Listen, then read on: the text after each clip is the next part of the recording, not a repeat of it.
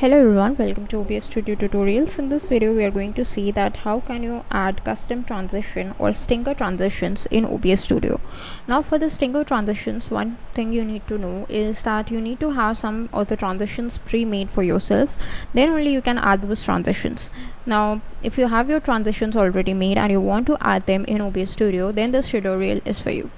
So what you want to do is just go to scene transitions, click on the plus icon and click on stinger, name it anything that you want relevant to the transition that you are having. Click on OK, then go to the video file option and click on browse and just select the file which contains the transition. Then just change the transition point.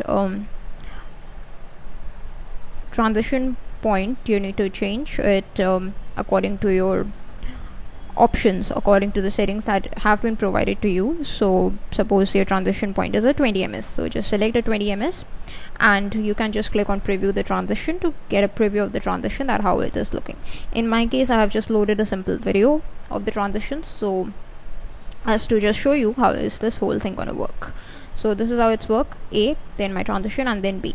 So I can just change this transition point to, let's say, 2 milliseconds or 0 milliseconds. Then what happens if I just preview the transition?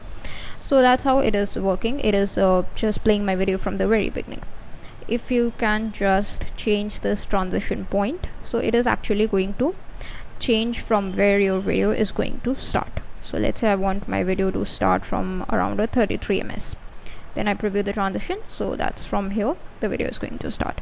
So that's how you can just apply your custom transitions in your transitions, and that's how you can apply stingers in your OBS Studio. That's it for this video. Thanks for watching.